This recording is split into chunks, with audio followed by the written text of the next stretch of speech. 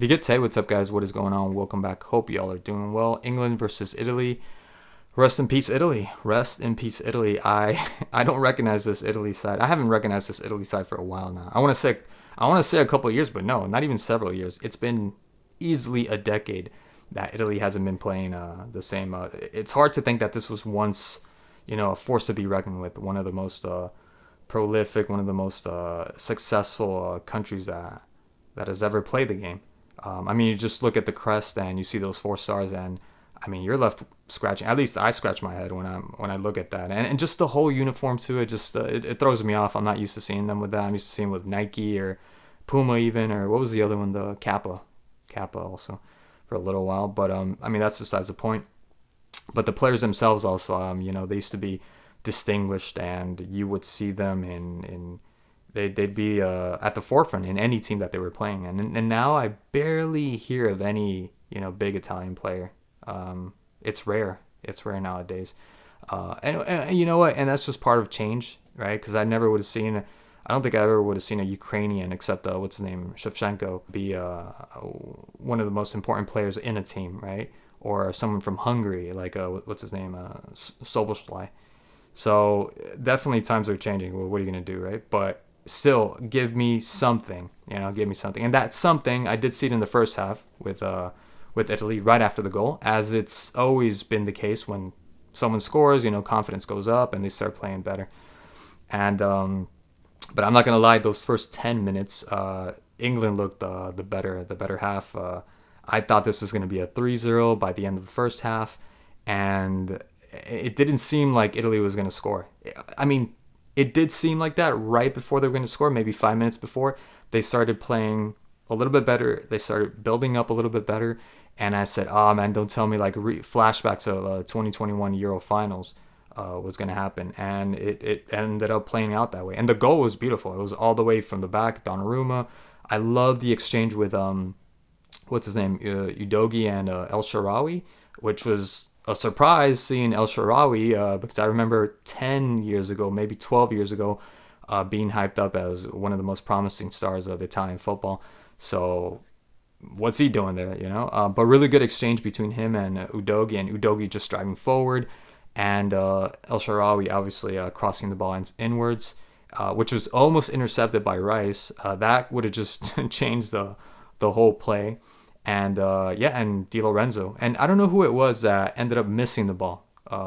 Berardi maybe, but fortunate because it left Scamacca all by himself. And 1-0. And after that, teams tend to play really well right after the goal. Yeah, it seemed like a different game. We had a good game. I wouldn't say it was complete domination or possession from Italy, but Italy started finally to play their football, and it looked good. But it could have been a 2-1 lead right before. I didn't talk about obviously England's goal, the penalty. That was a penalty, no ifs or buts about it. It was a definite penalty, and really good combination with Rice again. Rice is such a weird, for me, such a strange player, because he's not really like a standout, like outright standout, but he's so influential in the game. And that pass to Bellingham with a nice little flick to, I think it was Kane, if I'm not mistaken, and then just trucking his way through. And yeah, it was a penalty, no doubt about that. And that was the 1-1. And we had ourselves a game. A really good back and forth game from both teams. But for me, everything would have changed if the play were, and it was a good play. It was a really good play with Udogi cutting in and taking the shot. Pickford with a save. They said it was the first save that he's done since 2021, since the finals of 2021, which is bizarre to hear. And fell right to, what's his name, Berardi. And Berardi, for me, I don't know what he was doing. When people complain about, for instance, Rashford being a little bit too egotistical with the ball and having to pass it, not in this game, or maybe they did say in this game, but in other games, that was Berardi. I don't know who Berardi is. First time I'm seeing him play, but he should have left it for Di Lorenzo, that had a panoramic view of the goal and was just in a better position to be able to shoot the ball. And that would have changed everything for me. Going into the half, they would have been 2-1. That would have changed everything for me. Who knows? Who knows what would have happened in the second half? Maybe England would have still came back and would have played the football that they did end up playing in the second half. But that was such a huge opportunity for Italy to take the lead. to take the lead. So that pissed me off. That really pissed me off. He screwed up Berardi on that occasion. And look, the second half, yeah, we know what happened already. It was just the three lions just taking control of the whole game. It was a different game, and Italy was almost non-existent. I do want to point out, though, in the first half, around the 26th minute, I think for maybe 10, 15 minutes, it was just stagnant. Nothing was happening for England, right? That was after the goal that they scored, or right before the goal that they scored. And even to the point that the crowd was, I wouldn't say they were booing them, but they were kind of, pushing them to get forward, because they were playing this football is just taking too long and thinking things out. And it wasn't like this Barcelona scheme tactic that they were playing, trying to wear out the opposition. They just didn't have an idea what to do with the ball. They just couldn't find any gaps. It just couldn't find anything to work with. And it was frustrating to watch. It was frustrating to watch, because you're seeing this talent, and most of these players play in highly respected teams, and they just don't know what to do. It's like there was no identity. There was no identity. And I think for me, the whole game was just, it was Bellingham. It was Jude. I think he made the difference. I think that's the difference, that when they go into the Euros, the one team to beat is France, for me. I mean, there's other teams, obviously, maybe Spain as well. But that one team that they got to beat is France. And I think with Bellingham now a little bit more mature, it's going to be a different game, hopefully. And nobody gets injured, obviously.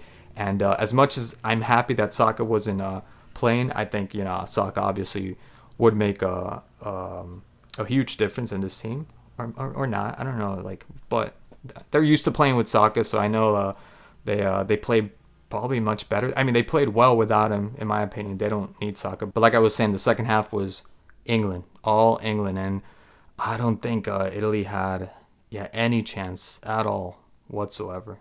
I'm trying to think. I'm really trying to think what they did. And it was just, they were done for. Second half, they were done for. And that second goal from England was, it was a beautiful goal. The second and the third goal, beautiful goal. But the second goal, I think I know a lot of credit goes to Jude Bellingham for the play, for the tackle. But let's not forget that was it started with a horrible clearance from Pickford that ended up going to Italy. And Italy was cooking up something really nice. It seemed like they were going to get into the box, or maybe take a long distance shot, and in comes Bellingham with a perfectly timed tackle. But they looked dangerous. Italy looked really good with the build up, and Foden, to me, also made a huge difference. I think everybody there, Foden, Bellingham, and Rashford were influential in that goal, of course. But Foden with that little in between pass that he gave Bellingham, that wasn't the most precise pass, but because you could see he barely got there, and thanks to his speed and his strength from Jude Bellingham, he was able to get there and make something out of the ball. But I think right there, Foden was key for me, as well as the tackle, obviously, that first tackle from Bellingham.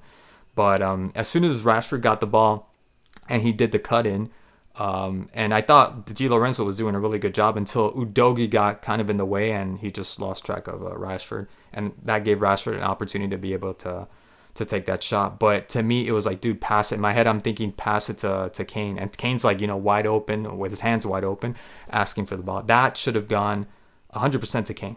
That should have gone 100% to Kane, except on this one occasion, because Rashford was just illuminated. I mean, he couldn't have kicked it better than he did. I mean, it's like he had a CR7's right foot on him. It was just perfectly shot and placed.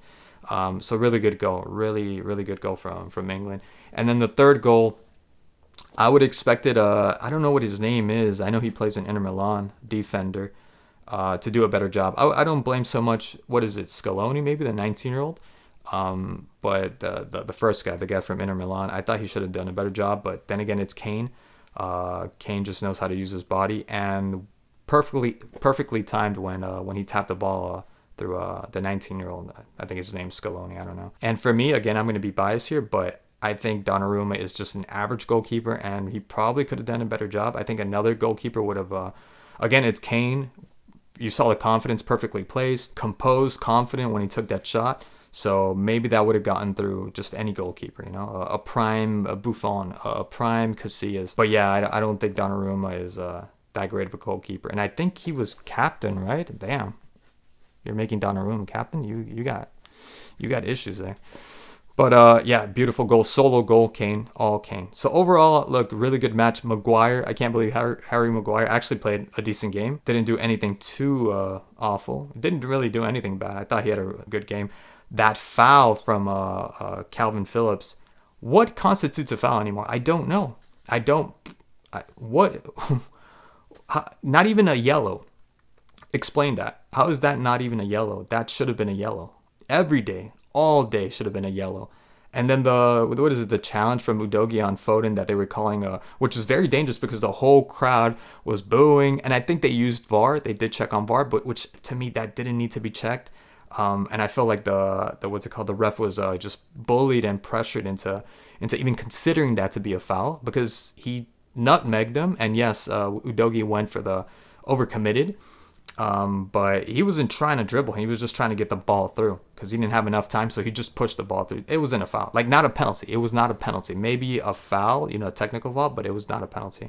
So Calvin Phillips not getting yellow, them checking VAR for something that wasn't even, there was no need to check that from Foden. I don't know. Oh, besides that, it was a good game. Like I said, RIP Italy. Hope something changes. I don't know what's going on with their infrastructure, the federation and all that.